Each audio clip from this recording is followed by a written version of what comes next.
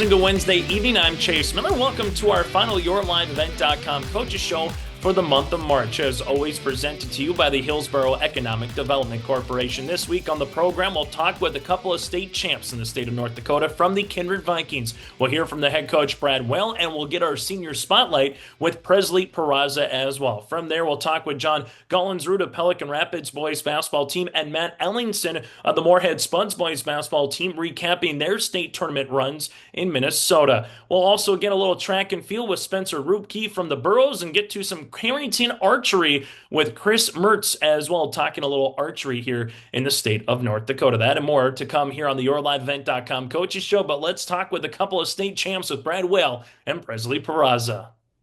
Join us here from the Kindred Vikings, the Division A boys basketball champs this season. Joining us is the head coach. That again is Brad Woehl. And Brad, I think the one question everybody wants to know first is how's the suit? Because you've seen the interviews after the games got done. You got doused in the locker room. You came in with a great flop into the pool. You had your coat on. So first things first, is the suit retired? Is it at the dry cleaners? Can you wear it again? What's the suit looking like for you going forward? Well, right now it's hanging up in the closet at home. To be determined whether I have to retire it or not. So we might give it another shot by taking it to the dry cleaners. But you know what? It was well worth it. Was the first time you did that? Did you have the full suit? Did you take off the jacket? What was the first time compared to the second time that you did it in Minot compared to Bismarck? Well, in Minot, I think it was just I had golf pants on and a Kindred Viking shirt. So I had a little bit more clothing on. I don't think the dive was very good. Probably rated about a 5. It probably would help if I lose a little weight. I could probably make that dive a little cleaner. I don't know. Last thing, just on the pool party before we talk about the games. I know in Minot, a lot of people said that's what B basketball was, right? You started hearing the kids talk about your coaching staff, yourself, mention other members in the community, moms and dads, those that helped out behind the scenes. Then you started hearing Bronson Walter, Dickinson Trendy, and other things of that nature. But in the A, where you were staying, it was pretty much just the Kindred, so to speak, a hotel. But you still got to see other community members come in, other moms and dads. What does it just mean when you walk through the hotel? You go through, you get high fives, fist pumps, and then all of a sudden you're in a pool party for about a half hour, 40 minutes before the kids, kind of get out of there, Brad. Well, I'm extremely thankful for our community, our fans, our parents, our administration, my coaching staff, and obviously the players. We got great community support or just support in general of this program, and it really means a lot to us. Has it hit you yet, or when did it hit you that, hey, the 26-point comeback happened after cutting down the nets, after going down media row, getting all the interviews? Like, when did it hit you, Brad, on Saturday? Was it the final horn? Was it, hours or a day later when you came home? When did just the culmination of winning a state championship kind of come to fruition for you? Well, I think it was going back home and watching the game again and all the highlights and all the media posts. I'm just so proud of this team. We could have easily quit, but I knew they wouldn't. This team is very determined and had one goal in mind, and they responded in the second half in a great way. For this particular club here, Brad, what's the one thing you've been asked the most going back to school? What's the one thing you've been asked the most about that game? Because the first thing I was asked was, is this a record in any state championship, being down 26 to come back and win a title? I know that was a common thing, but what was something that you've been asked maybe the most just from the community about the team itself, or maybe just about the game itself here, Brad? What did you say in the locker room at halftime? Um, the sophomore, Baco, I'm going to have a little conversation with him. But I think it was a point in time in the locker room where we just had to regroup a little bit, and chip away one possession at a time and, get to about 10 points going into the fourth quarter to give ourselves a chance to win. Yeah, if for someone that hasn't heard the clip, it was a butt chewing. I'll put it to you that way, is what Brooks Bacco said with a different word. And I know you kind of had some fun with them after the game, going, "What did you say, Brooks, on air?" And that obviously made its rounds on social media. But let's talk about Brooks Bacco coming out here today. You did have a couple of first team All Staters with Brooks Bacco and Presley Peraza. I know you could probably argue a Carson Osee, maybe a Jake Starcevic for some of the dirty work that he does with what Osee does as well, Brad. I know you just had an embarrassment of riches in a good way, where on any given night, someone could be the X factor or the player, and even those coming off the bench. But let's talk about the two All-Staters first team here in Brooks and Presley. Just what does that mean for a coach when you can see someone go through the hard work, like a Carson Osee being tournament MVP, like a Brooks Bacco, Presley Peraza being, named first team All-Staters here, Brad? Well, I'll start with Brooks. A 6'5" sophomore. He's been with us since the seventh grade. Played varsity minutes as an eighth grader. Really good point guard, very unselfish, kind of a coach's dream out there because he's a very heady player and he always wants to get everybody involved in the offense, not really concerned about scoring, wants to distribute the ball, but will take a shot or look to score from time to time. Presley Peraza has been on the varsity since he's been in eighth grade. Didn't play a lot as an eighth grade, but got to see what it's like and be around the guys that were championship level players.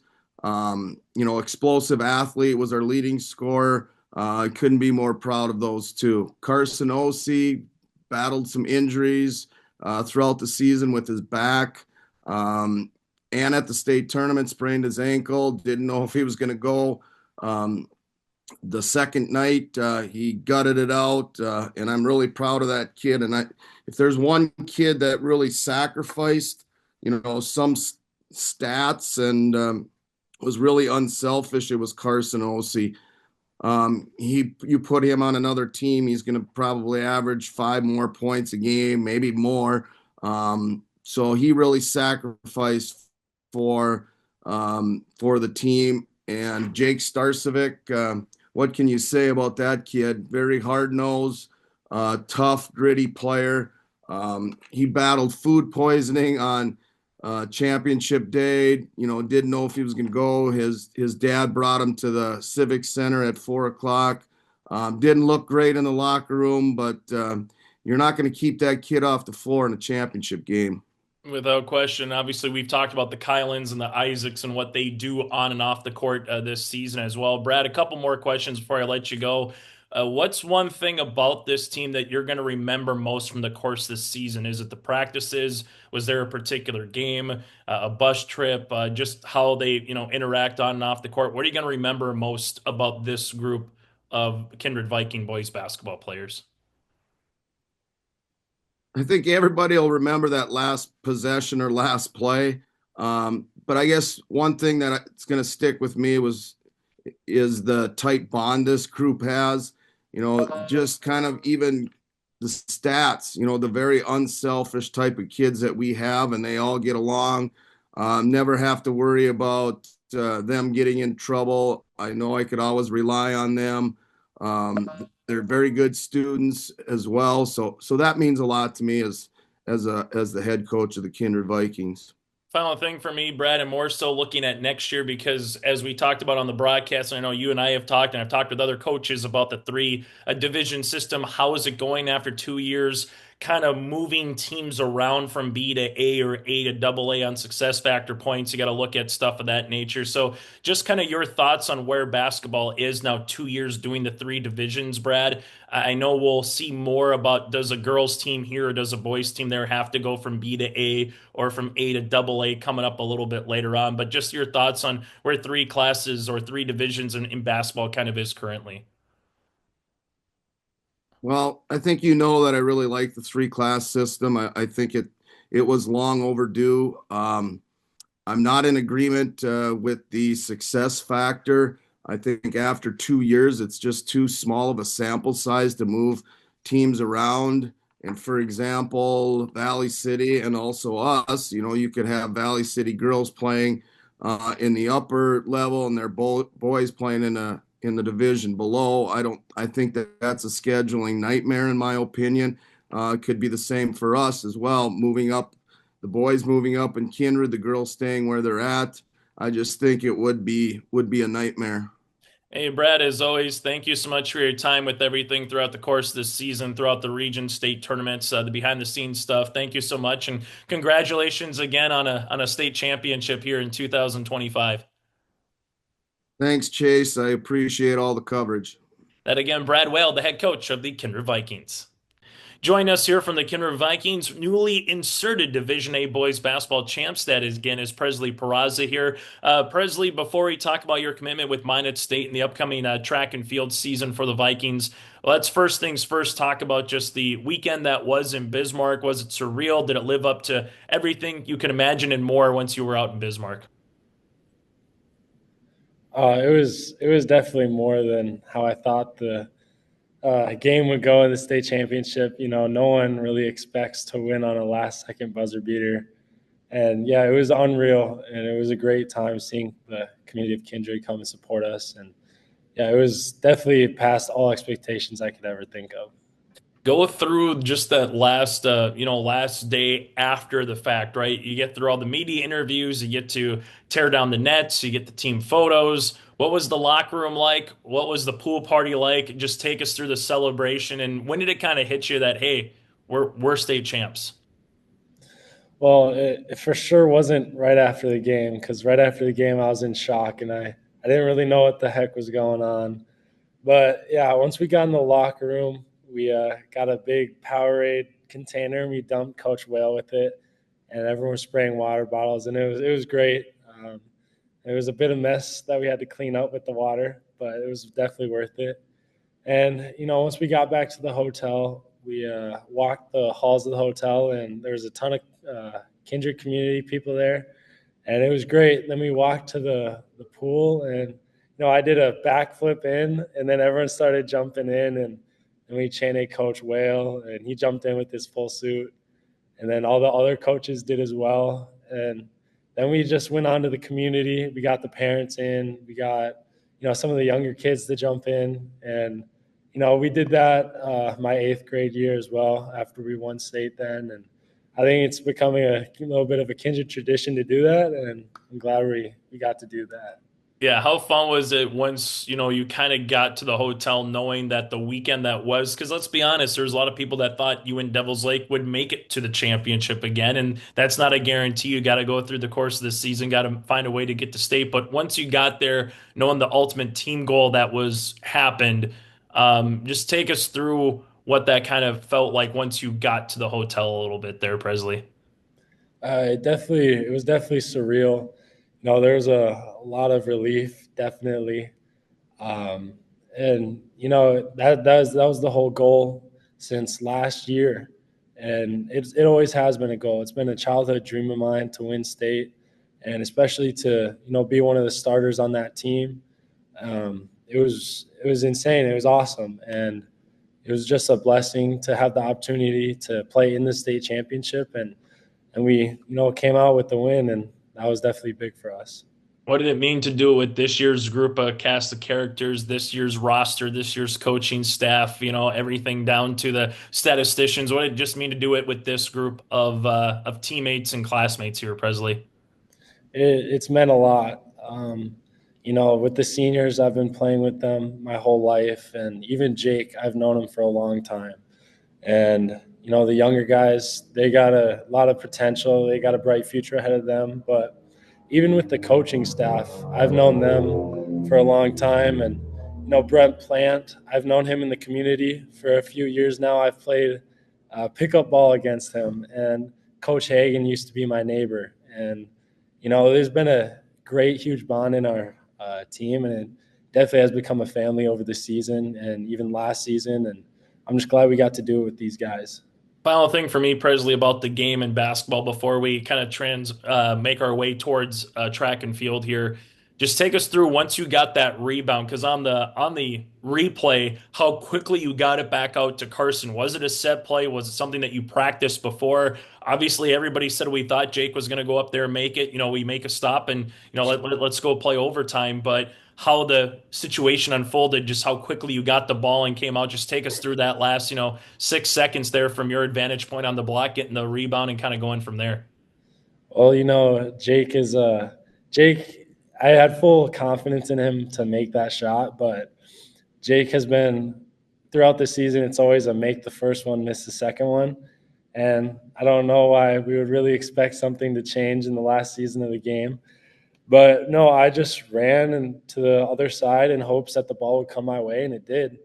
And I knew as soon as I got the ball that the Devil's Lake guys would come and try to get it back, obviously. So first thing I saw was OC wide open at the top of the key, and I was like, that's the exact guy who we want to take the shot. And so I passed it to him before a defender could really get the chance to grab the ball for me. And once he shot the shot, I thought it was in, but then it obviously didn't go in. And Brooks was thankfully there to tip it back in. And yeah, it was definitely just a blessing that it happened that way. Without question, then the onslaught of fans and everything else rushing on the court, then it's a state champ. So from there, as we go from the basketball court to now track and field here, you're already going to be competing coming up here the next couple of weekends with some indoor stuff. Fingers crossed, Mother Nature lets you get out in late April, early May, and actually compete outdoors. But Presley, what are you looking forward to now as you kind of transition from one sport to the other? Not a lot of downtime, obviously, with the success that you had on the court this season, but what are you looking forward to here coming up for track and field? Well, yeah, like you said, not a lot of downtime, and I'm not really one who likes to have that downtime. I always want to be doing something. And the day after the state championship, I was in the weight room doing a little workout, and I'm right into full swing of track already and doing workouts with my brother. And yeah, last year I ended on a high note with winning state and triple jump, and obviously I have my goal set this year for track as well. And hopefully, weather permitting, we can get outside and get some good outdoor meets coming up. But for right now, we got some indoor meets scheduled, and I'm excited to get back in them.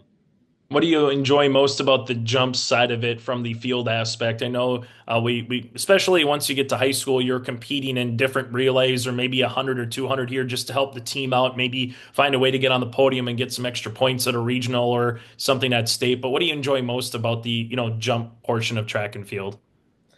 Well, I've always been a jumper since 8th grade, since I started track, and I've always had the athletic ability. And with jumps, it's more, I feel for me, it's more like an individual. Well, definitely more than a relay is, but it's just me going at one time, and I'm not going head to head against a competitor at that exact moment. And it's really prioritized and solely like on me in that moment. And I like that. And I just like having it's just me in the runway and nothing else to really think about besides, run and jump and get over that bar, jump a little bit further and whatever it may be. I like that aspect of it. Presley, how has basketball and alongside track and field, just those two sports, how have they helped? What are some things that you've kind of taken from one that you've used in the other or vice versa here? Well, for both of them, I've learned that, hard work pays off. And, in both of the sports, I've had to deal with adversity, especially in track. I had shin splints and knee problems, and, I had to do a lot of work to make sure I would rehab right and be ready to go again for that. And, yeah, the hard work is definitely important. And how to handle adversity has taught me a lot of great things, that those are the things that I'm going to take beyond sports in my life, whether that's my workplace or my future family, whatever it may be. Sports has taught me a lot of lessons. Minot State, you're heading up there for both, from the track and field side, both from the basketball side. But just take us through what made Minot State, also being a dual sport athlete in college, what kind of made yourself going, hey, I think I can do both a little bit as you've done here in high school with those two sports? Well, I wasn't really ready to give up either one of those sports. And Minot was such a blessing that I got the opportunity to do both. And we got a great program for basketball and track. And, it just worked out great. God has blessed me with that wonderful opportunity, and I'm excited to get at it next year.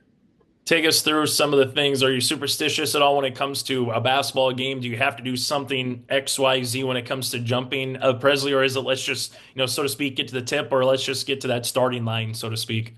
I mean, I'm not really superstitious, but I definitely have my routine. And, before every basketball game, my routine consists of me praying and me reading my Bible.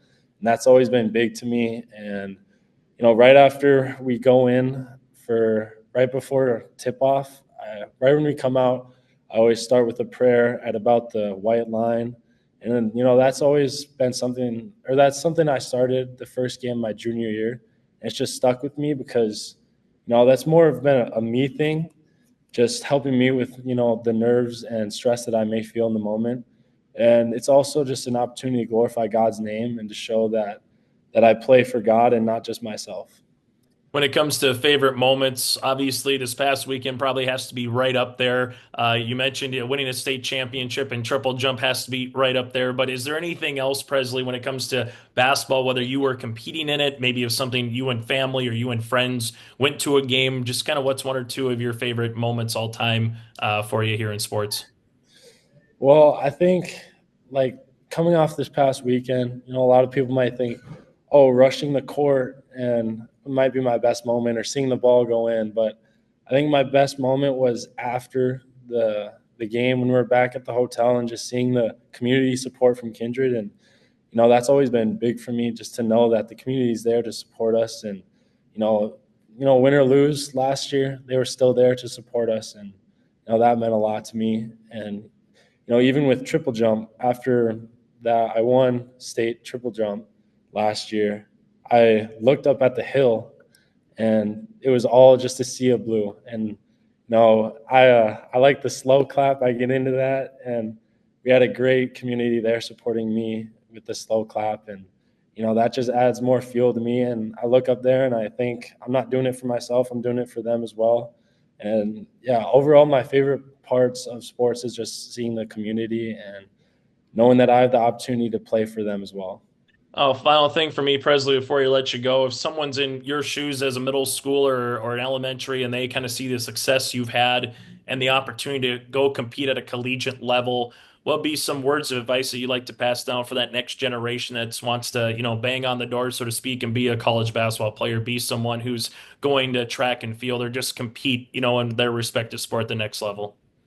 Well, the best piece of advice I could give is have faith and trust in God. And it's been a long few years for me, a lot of ups and downs, and the only way I could get through it was with faith, and you can't lose that faith.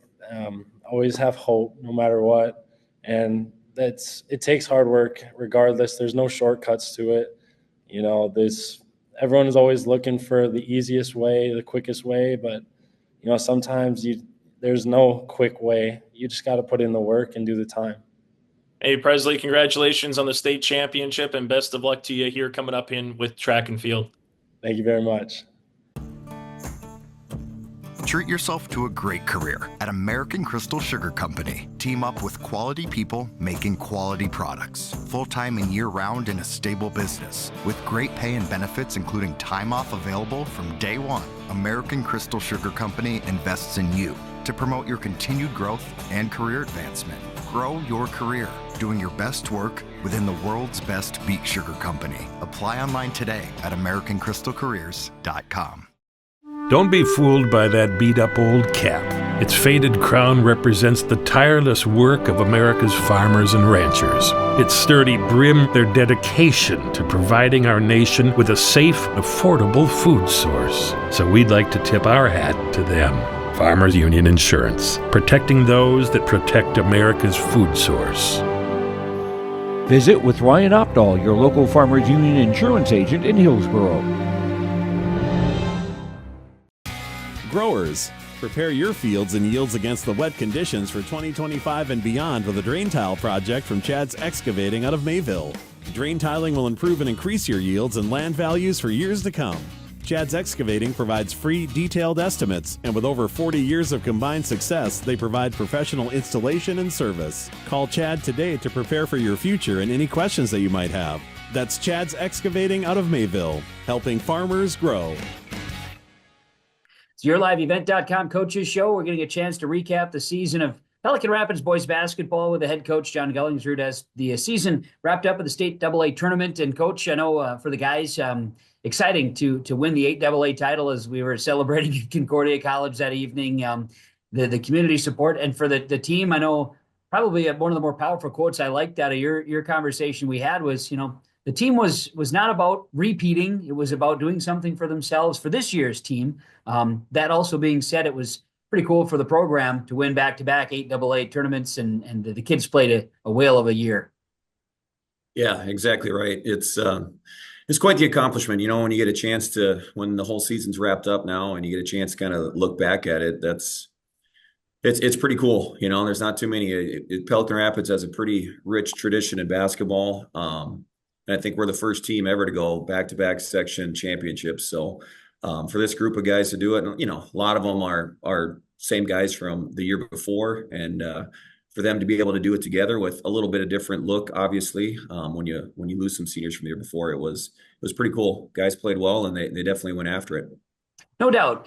Just from a standpoint of the state tournament experience, when the seeding came out, getting to go against the number one seeded team, your guys knew that they had a tall task. Watching some highlights and seeing back some of the game too myself, the kids played well and left it on the floor. Yeah, and we kind of figured, looking at all the other teams in Class 2A that won their sections, we were probably going to end up on the bottom there once the seeding came out. Just a lot of strong teams that were rated pretty highly all season long. So kind of figured Albany would be the top seed, and yeah, they're as advertised. They're really good. They're deep. Got a some really good top end players. But yeah, I think it took us a little while. I mean, in the second half, we kind of settled in and definitely competed a little bit better and kind of played them even. But there was just a stretch in the middle of the first half where they do what they do usually, and they kind of took off from us. But our kids competed. I think it was a pretty cool experience for them getting to play on the Williams Arena floor. And yeah, just a lot of positives to take out of it. And it is tough. I'll say this. I think it's and teams that find a way. I mean, you expend a lot of energy in that quarterfinal round game because, as you know, right, you win that game, you put yourself in different positions. It's tournament time. Kids expend a lot of energy, but recognizing what you had to go up against, the 8AA champion Pelican Rapids had a tough squad to go against, no matter who you were going to be playing, because AA's field was pretty full again. Minnehaha Academy gave you all they could give you there in that consolations. Yeah, we kind of found that out last year too. I mean, last year in the quarterfinals, we really tough overtime game, and we found out, man, it was hard to bounce back the next day, especially when you nail it. Like, the games don't get easier. So win or lose, your next game is going to be really tough. So yeah, it's a challenge to bounce back. You don't have a lot of time. You're trying to find a place down there to practice or shoot around a little bit. You don't get a chance to kind of scout and prepare like you normally do. And so you just try to bounce back and play hard and do what you do. And it's kind of the same thing at Minnehaha, the second game. They're really good. They're big, they're strong, they're athletic. And it took us a while, I think, to kind of get used to the speed that they had and the athleticism they had. But it's kind of the same thing. We got down big in the first half, but we really responded in the second half and played them pretty much even in the second half. We just needed a better start to the game. Well, you talk about the rich tradition that Pelican Rapids basketball has, and there's no question about it. In fact, was 2009, and that was a state championship year for Pelican Rapids. So you're kind of looking back on some last times, but I mean, it's the gymnasium, the orange, all the different things that Pelican Rapids brings with it. You had great support once again. Fans are anxious and excited to get down and support the teams, girls and boys, and I know the boys had a nice support, even though it's kind of a wonky schedule for AA too, right? You play on Tuesday night, Wednesday night, and if you're in that consolations, boy, I mean, you got teams that are down there from Tuesday to Saturday, and adjusting their schedules. It's a different schedule with having the tournament stretch an extra day or two. Yeah, that was a challenge in the quick turnaround. So you go from section championship and all the highs with that on Friday night. And then, we had a quick practice in on Monday, and we actually headed down to Minneapolis on Monday just to kind of get get our stuff together for that Tuesday night game. But yeah, kind of a weird schedule to deal with, especially when you're an outstate team. The closer you are to the cities, it kind of makes that all the travel and logistics a little bit easier. But yeah, you win that game on Tuesday night, and then semifinals aren't until Friday. Like you got a lot of time to try to fill and kill that way. But yeah, it was a challenge, but I think our guys really enjoyed the week. It got to be a little long by the end of it, but they had fun, whether they were playing or watching some of those other games. It was a good week. And that's cool. And they should be able to celebrate and enjoy, like you said, the support. Lots of orange filling the stands, not just state tournament, but all year round. And that's the kind of thing that as a coach, and I'm sure the kids appreciate the type of support they have behind them. Exactly. Yeah. And you mentioned that '09 team, and a lot of those guys from that '09 team are still in this area, and they did this last year, and they did it for us this year too. They, after the first game, they bought us pizza at the hotel and stuff. So yeah, there's just a lot of pride that goes down from generation to generation, and for our guys to see that support from previous years and previous state tournament teams, it's really something special. Well, I know that this year's team, 24-8, great record, fantastic, and it was never an easy night for the Pelican Rapids Vikings. 8AA there's a lot of parity throughout the whole league, and the Heart of Lakes is always a tough night. So your leadership, seniors, guys that came back this year and fought hard. Some were role players the year prior and then got to take on different roles this year. Another year of growth, but you had some great leaders. Yeah, our whole senior group. They not just leading this year, but also last year, and they're not like a vocal group. They're a pretty quiet group of kids. So they kind of just lead by example, and it's whether it's the guys that are starters and main contributors, or just guys that come off the bench or fill different roles that way. They all work really hard every day in practice. They kind of just set that tone, because that's the key for sustaining success throughout the course of a year. You got to bring it in practice, and that group kind of definitely led us in that regard. No doubt. So, you don't look at a bare cupboard coming back, but every year is different. So now it's going to be, hey, like you said, there wasn't necessarily a pressure put on these boys to go and repeat. Now you've got a new group that is going to have an opportunity to go and create something themselves, and if so, could make it a three-peat. Yeah, we got some talented guys coming back in the junior class, sophomore class, even below that. So, yeah, I think the confidence is high, but this year is a perfect example. It is not easy to repeat, and it doesn't matter who you're playing and each year, and you never know what happens between now and then. Coming into this season, we thought we'd have Trayvon Benson, and looking to have him as being our defensive leader and point guard on offense. And, he suffers an injury in football, and all of a sudden, your whole outlook kind of changes. So you can't take it for granted. Hopefully we come into next year healthy and everybody makes it through the spring and summer and fall sports well. But yeah, it's not easy. I think that was kind of one of the big things guys realized, we didn't have any easy games throughout the regular season. Everybody's coming to get you. When you kind of got that favorite label on you, it's a grind, mentally, physically, and you got to be able to kind of keep battling through that. I know this is there's been stories all around the state of Minnesota about the families and success rates and things of that nature. I wouldn't be right if I didn't say something about the Gullingsrud crew once again here. From your standpoint, back-to-back years as a state boys basketball coach in AA, your brother Mike, he was busy. He had a few things going on here for the last week with a couple of officiating games, and then also getting to play dad and watch your nephew Ben play in their Class 8 tournament. And they had Red Lake County had a great run. And I know, and mom and dad made it down. I talked to Norm on Sunday morning. I said, Norm, do you need a nap? He said, of course I do. It's super cool. And we talked about it a little bit, and it to have that type of support and the families. It's something that you guys are very excited about, probably very humble about too. I know you are, but I like to talk about it for you guys.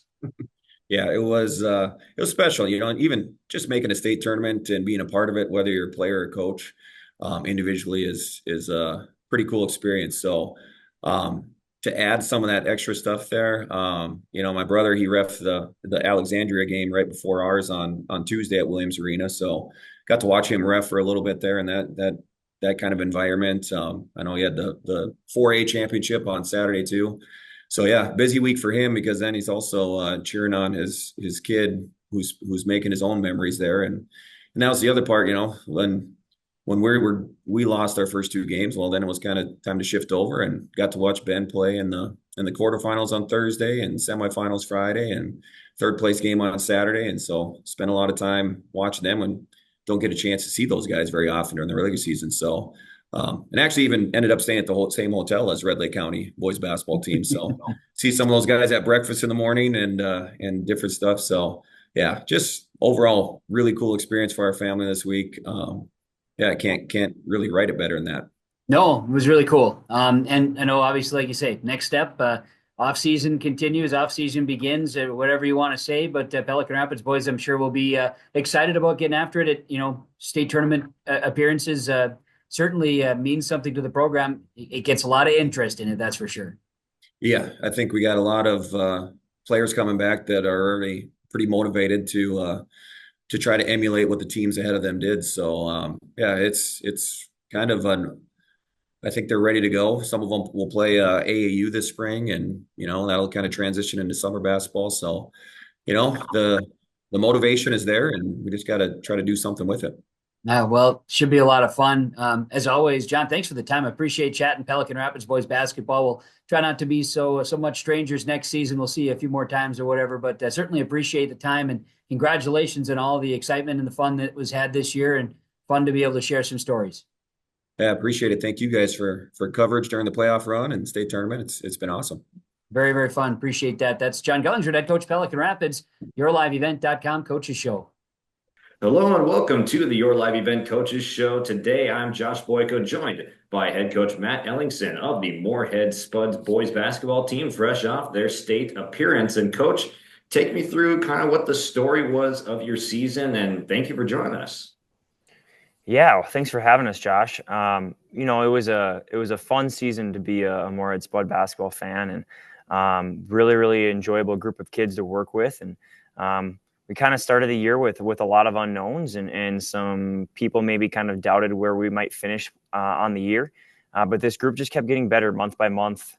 And we were playing our best basketball in March. And so it was fun to win the section title and then punch our ticket to the state tournament and then to go down to the state tournament and go 2-1 and earn the consolation championship. It was a really rewarding way to finish a fun season.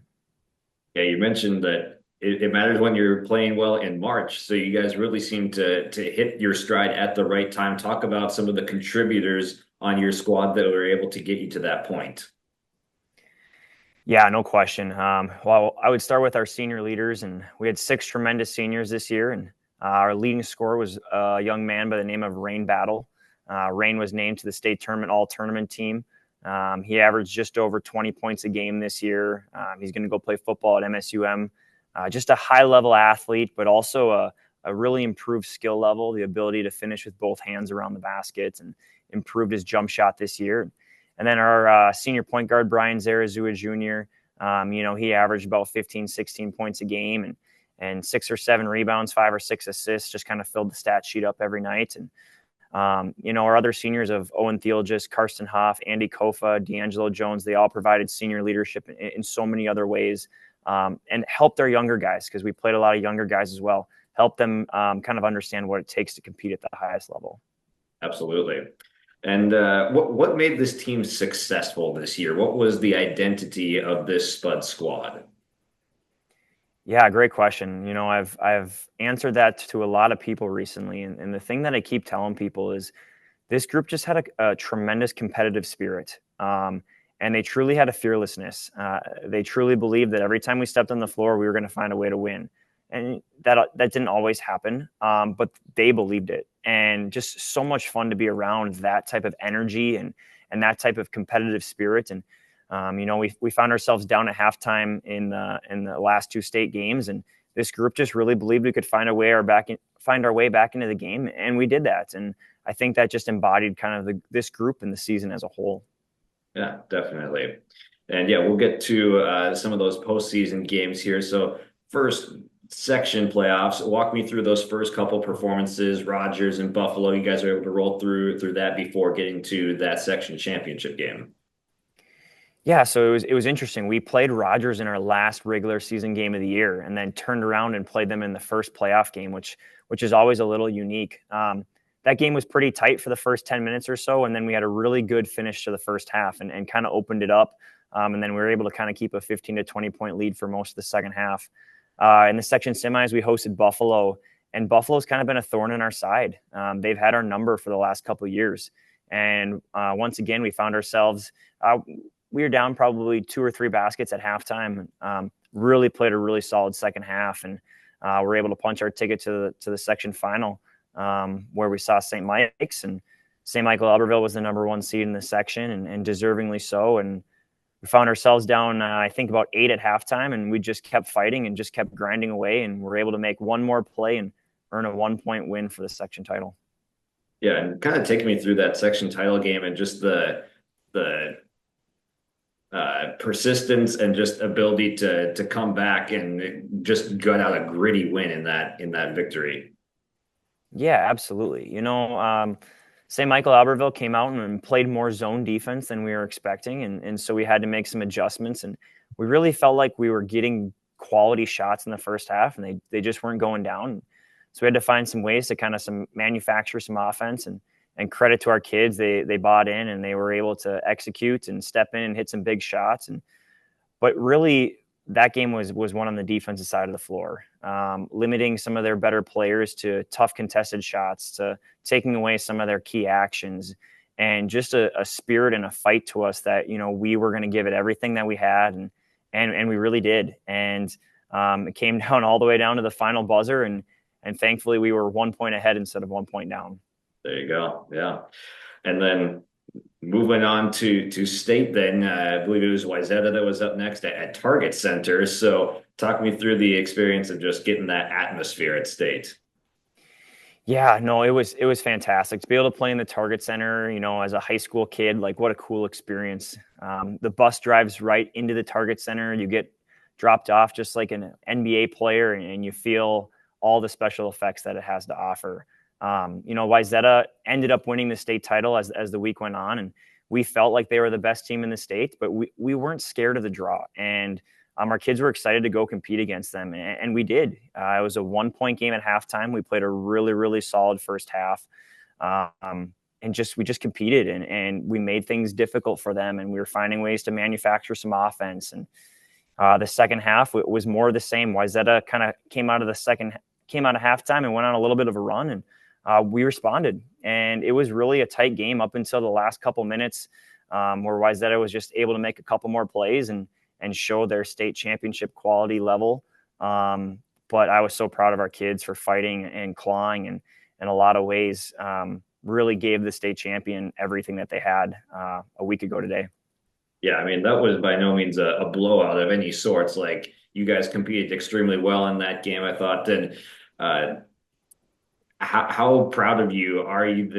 How proud are you of this team for being able to take a good performance up against a team with championship pedigree like that? Yeah, we were incredibly proud. At the same time, we talked in the locker room that, like, our program, we have high expectations and no excuses. And our kids were bummed that we didn't find a way to win. And I think that says a lot about the quality of kids that we have and the competitiveness of them, because they truly felt like we could have found a way to win that game.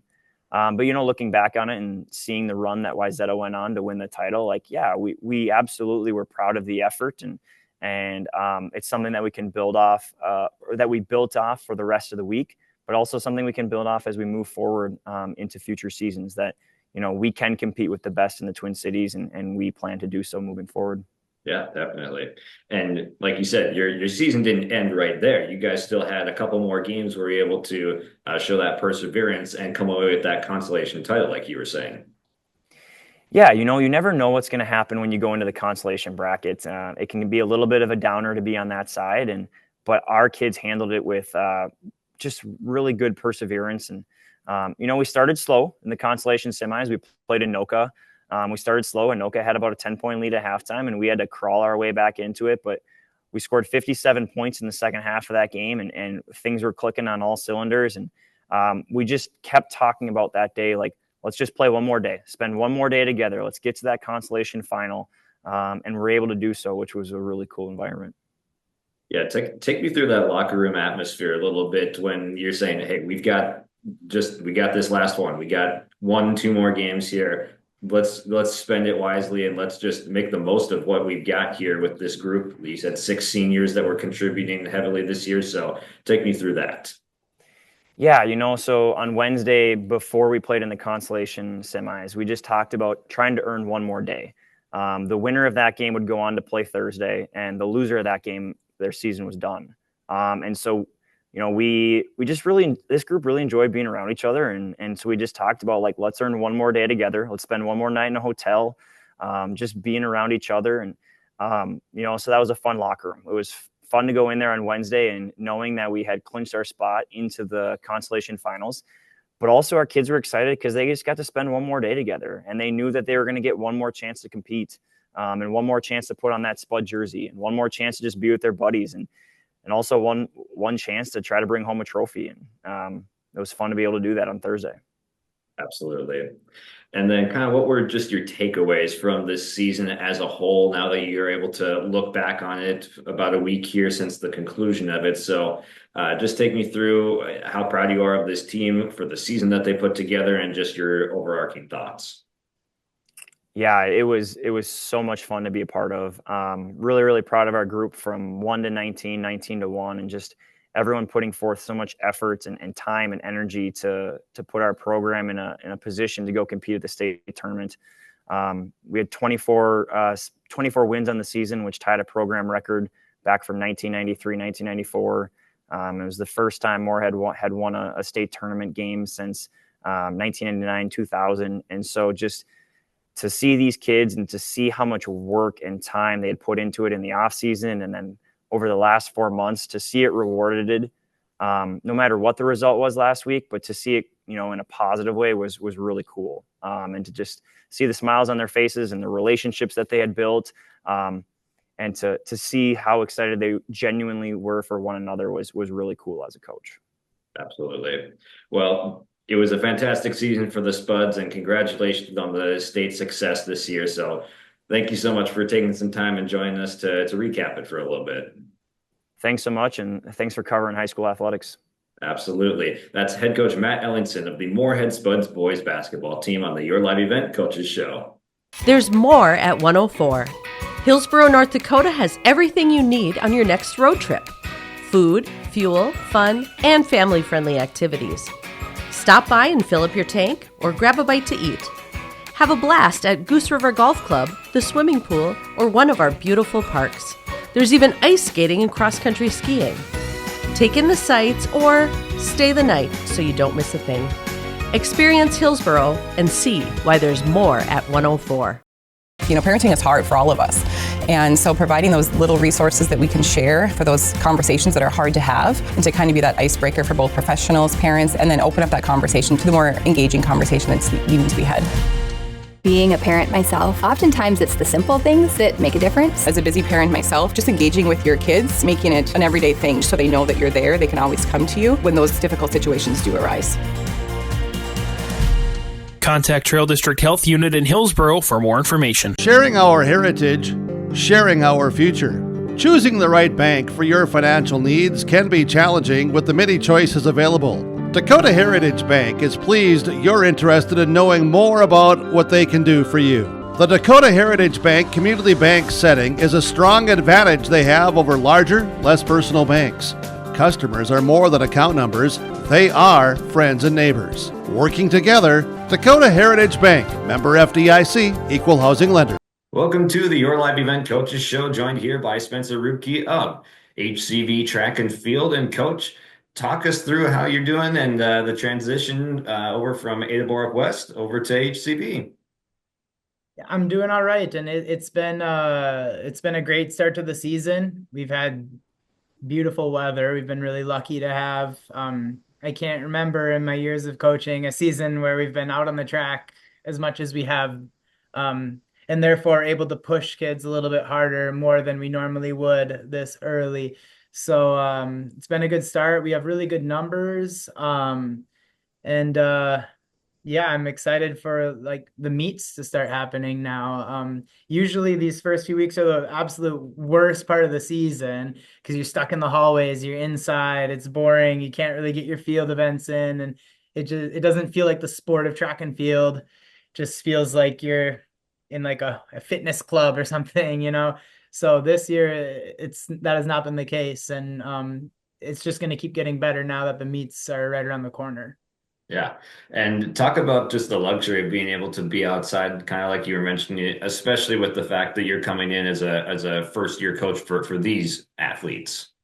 Yeah, well, first of all, we have like really great facilities at HCV. I mean, the track is in great. I mean, it's. I was gonna say it's in great shape. It does need a little bit of work, but it's nice to have. And our weight room is beautiful, and so yeah, just that we can actually be out there using it, not confined to a hallway, has been huge.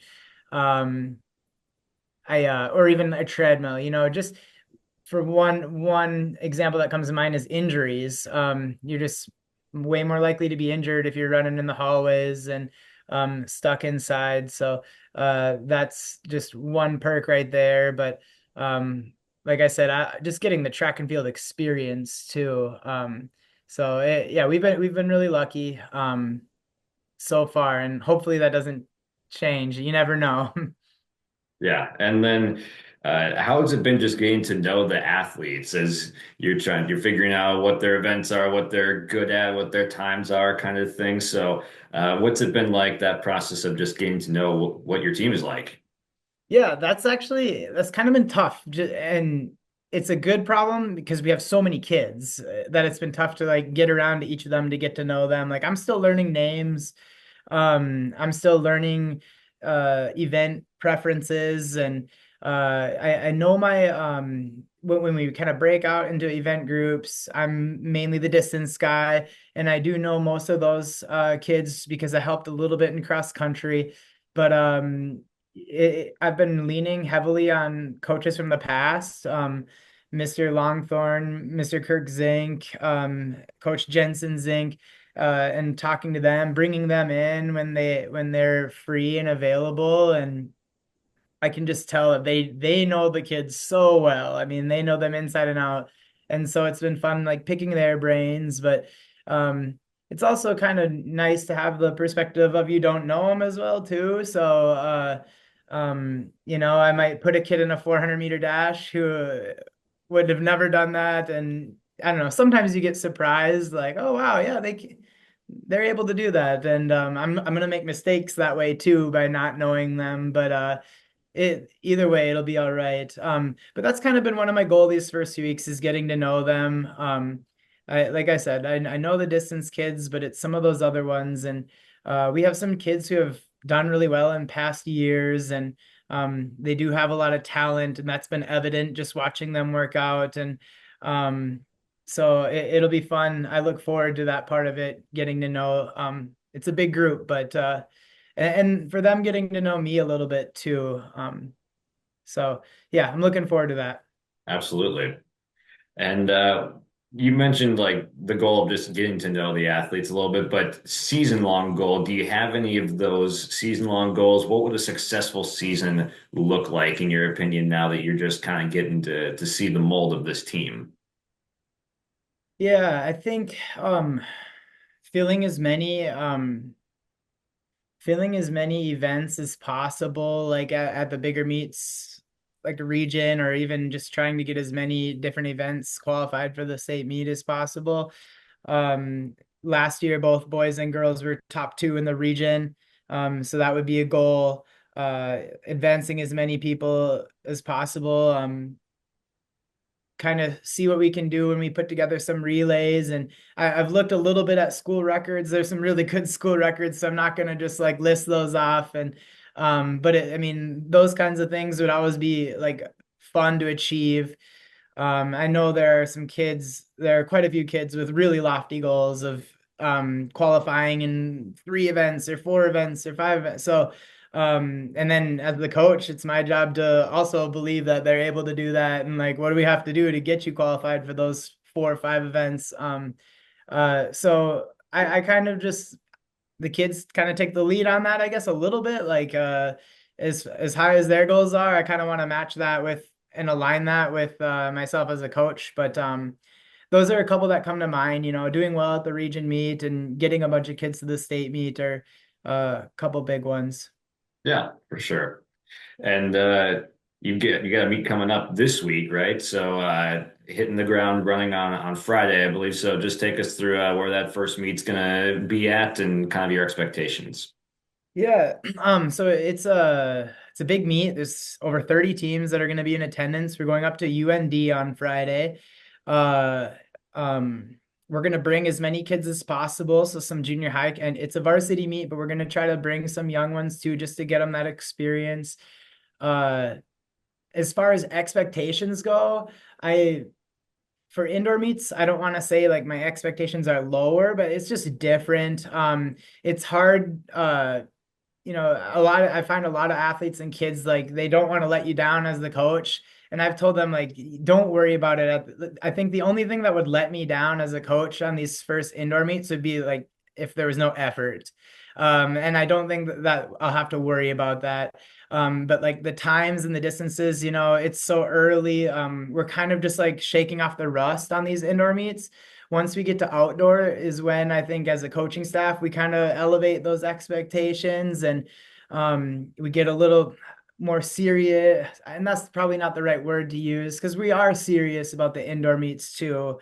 But some of these kids haven't ran and or raced since May of last year. So just need a little bit of grace. And with the indoor meets, that you can't qualify for the state meet at the indoor meets. So like I said, it's more of a rust buster and getting them back into the track and field races that they've went away for so long. So that's kind of my answer. I guess the expectations are very fluid on these first two indoor meets.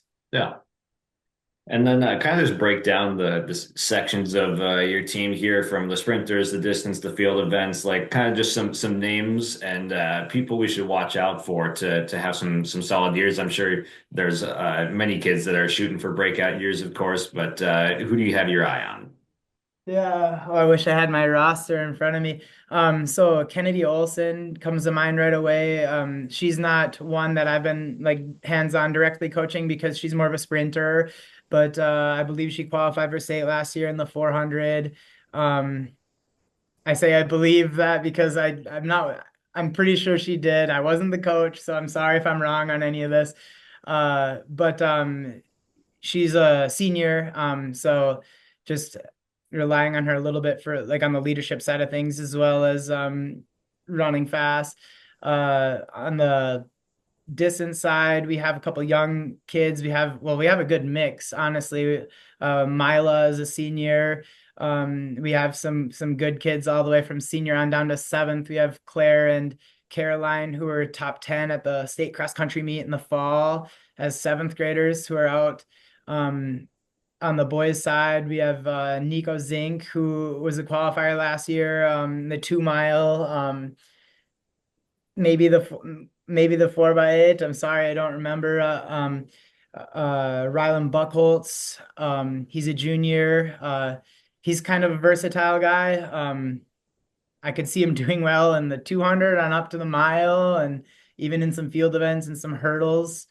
We have Jack for throws, who I think has some lofty goals of hitting like 50 feet in the shot, which I'd love to see. I've watched him a couple of times out there, and he's doing the spin on the shot put, and I love to see that. It's so cool. A lot of high schoolers will glide, and he's doing the shot, so I think he can doing the spin, so I think he can get a few extra feet out of his throws doing that. But yeah, I gave a few names there. I could go on with more, but I think after Friday, some kids and some performances will probably catch my eye, and from then we can probably start even organizing some relays and that type of thing too. Yeah, definitely. Well, we're looking forward to seeing them on Friday and as they progress for sure. And then kind of lastly here, how does the experience in Ada as knowing the track track and field world already a little bit there. How does that help when you come over here and get this kick started? I think the best thing that is the last few years there, I was well, I did like a couple years as the girls head coach and then 1 year as girls and boys. And I think the head coach experience is going to help me a lot.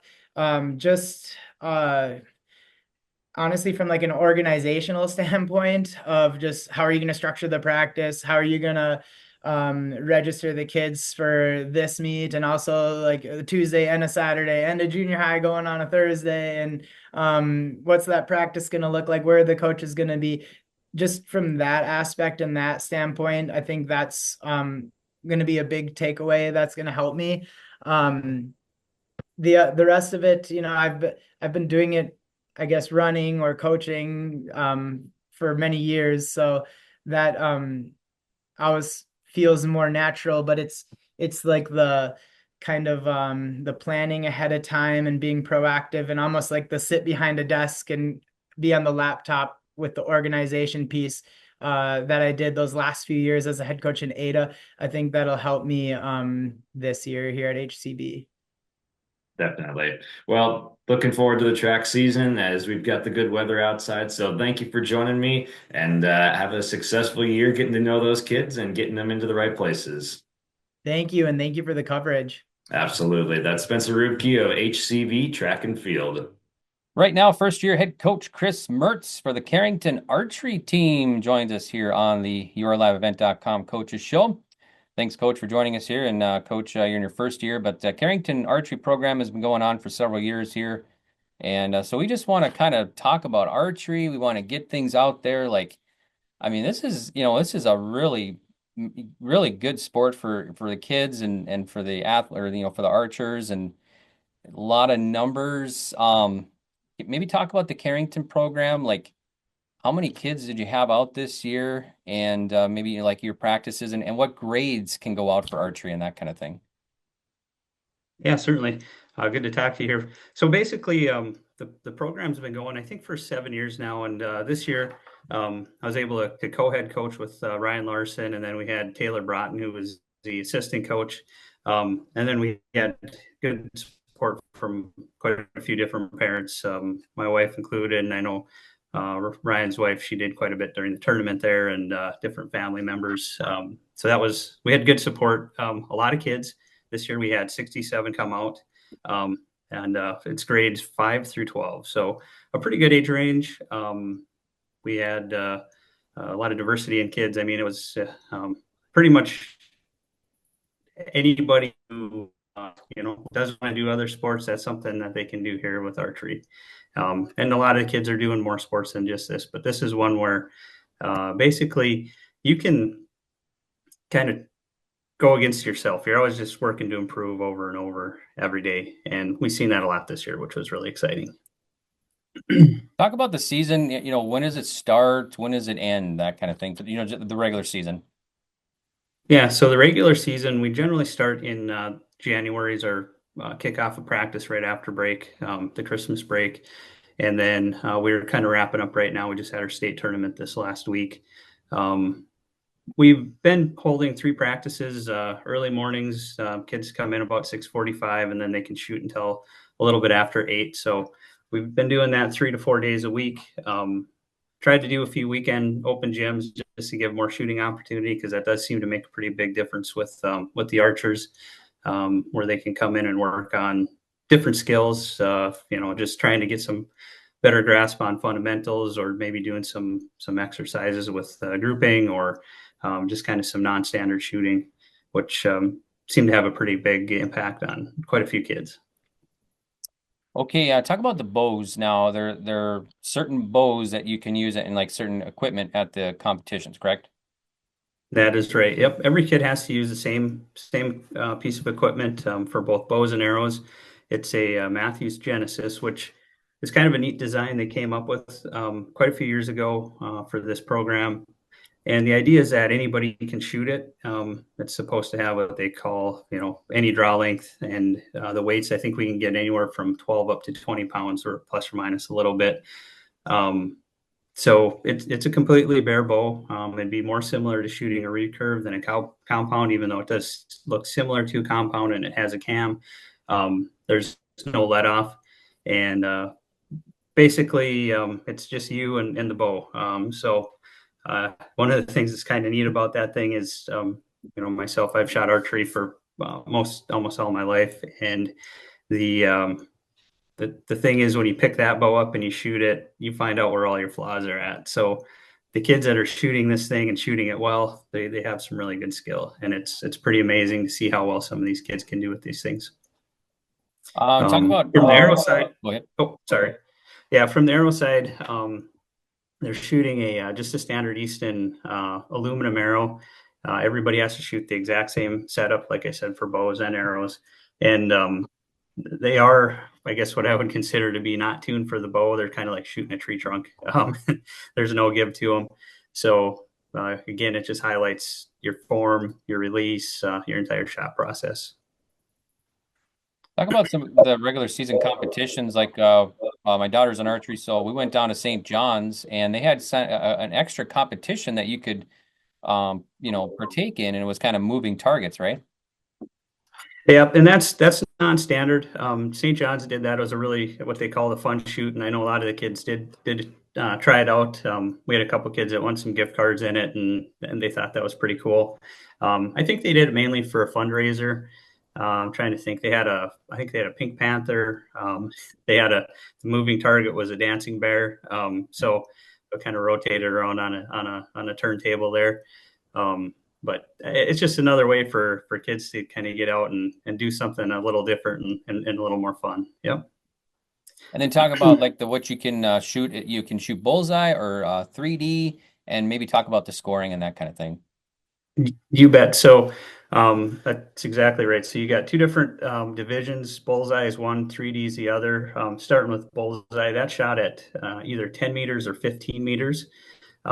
Kids basically at each they call it an end, which is essentially a round, but basically you get a practice at 10. You get each. So at 10 meter, you can get a total score of 150 points. At the and then they move their targets back or quivers back to the 15 meter round. They get to do the same thing. They can shoot practice, and then they get to shoot 3 scoring ends, 5 arrows each, or total 150 points. So the max score you could get in that is 300 points, which is what everybody's shooting for. This year, we actually had, which we could talk a little bit about later about the state tournament results, but we had one of our archers scored a 290, which is really quite impressive. We've had a number up in the 280s as well. So we've had some kids that are doing really, really well, which is kind of exciting. For the 3D side, they're shooting 6 animal targets. And basically, those are a little bit different. You're stationary at the 15 meter line, and then the targets are kind of spread starting at 10 meters going all the way back to the 15. They basically range from small to large. So you have a turkey, a coyote, a bear, you have a deer, an antelope, and then a bighorn sheep. So they kind of get to shoot a variety of different animals, and they're scored a little bit differently. Where the bullseye, you basically have 10 in the middle, which is your smallest bullseye, and then it basically decreases 1 all the way out to 0, essentially. On the animals, it's basically you have a 10 ring, an 8, and then 10, and 9, and 8, and then anything outside of the 9 or the 8 is going to be a 7, I should say, with the exception of the horns or the stump of the turkey. So those would be counted as a 0, but a little more variability. However, the targets are smaller, and it's a little more challenging because you don't have that fixed reference point. So something that people often don't understand or don't realize is that a lot of these kids, just with their draw lengths and their height, they're actually, for the 3D specifically, and even the bullseye, they're having to aim off the target in order to hit that. So it's pretty impressive what some of these kids are able to do with this. Okay, talk about state. How do you qualify? How many did you have qualify from Carrington for the state meet that was in Minot just this last weekend here? Yep. So for the state, program in general. There's no restrictions. Any kid that shoots in the state can do it. For Carrington, for quite a few years, they basically kind of set a target of 225 average for your best 3 tournaments, which was how you qualify for our team. We had 38 kids out of our 67 that were able to achieve that and participated. We had a relatively good showing. I know we had a lot of nerves this year with a lot of first-time kids going, and we did quite well. I think we had, if I remember correctly, we had 9 personal best scores for bullseye, and then we had 2 personal best for 3D, 2 or 3. We did end up also placing. So we had 2 of our senior archers, Ruebke, she shot a 290 this year, which was her personal best. She took 2nd at state.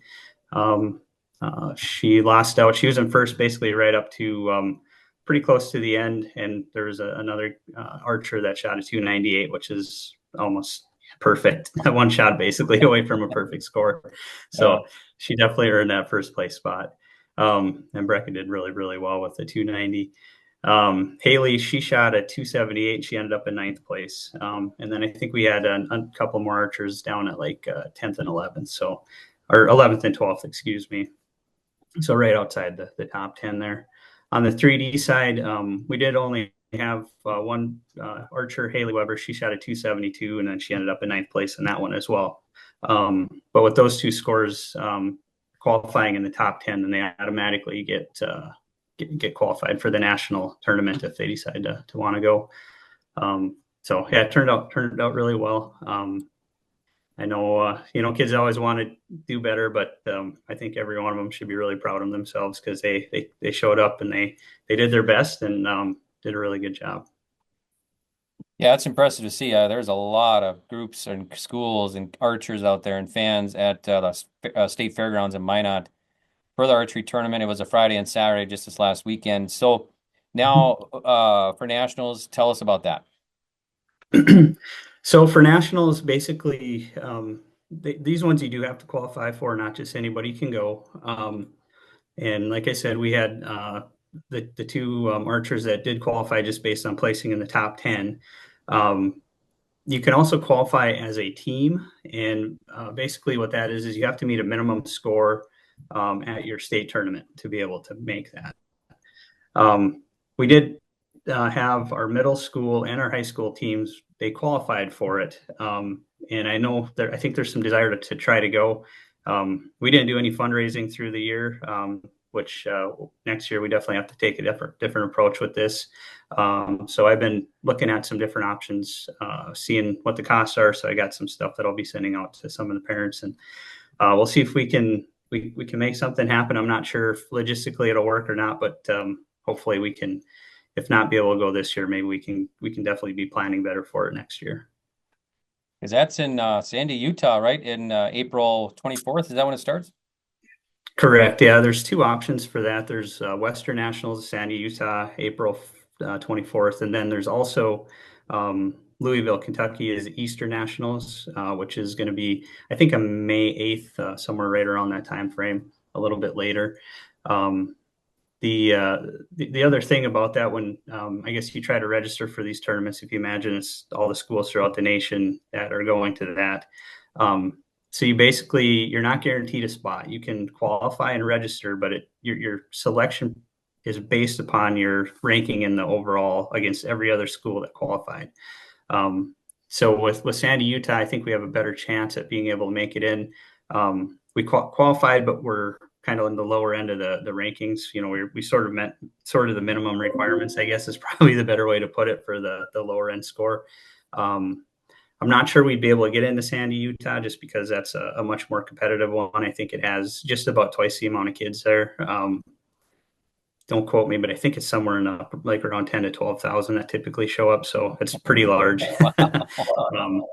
My youngest brother, he went there one year when he was in his high school career. So he's talked about how cool it is. Very big. Yeah. And at state, how do you have how many archers were there approximately in schools? So I don't know that off the top of my head. Okay. I guess I'm not sure exactly how many. I know it's probably, I'm guessing it's a few thousand kids probably showed up to that. So there's a I think lot. they had what, almost 50 targets on the bullseye, and then 3D was, I think, right around there too. So, and they're all shooting at the same time. Yep, 55 targets is what they Yeah. ended up with Okay. for the bullseye. Yeah, so 110 kids per flight essentially. Yep. All righty. Well, awesome. Thanks, Chris, for joining us here. One more question. Any memorable moments from the season that stands out? First year head coach, anything that stands out to you from the last season here?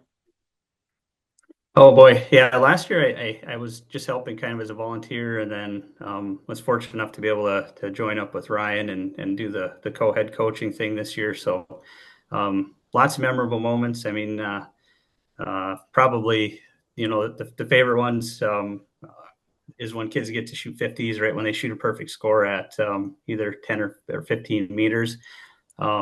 We had at our Barnes County North tournament. Cambry Linderman, she shot a perfect round at 10 meters, and then she turned around and did it back to back at 15. So that was kind of a special moment there.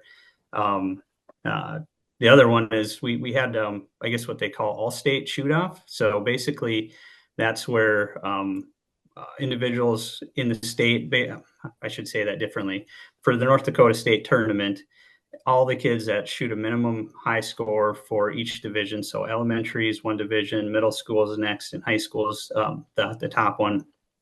They had to shoot a minimum score. So it's basically getting all your top archers in the state. We had 6 kids that qualified. We had 1 elementary. We had, I think we had 2 middle school, and then we had 3 high school kids that qualified. And Brecka, basically the way this works is they have a 15-meter end. You get 1 practice with 5 arrows, and then you shoot 5 arrows, which are your scoring arrows. So we got all these kids that are basically the top shooters in the state lined up and doing this. And they shot their practice round. Brecka, she had kind of a rough practice, actually. Her arrows were kind of all over, kind of, if I remember correctly, they were stacked up and down.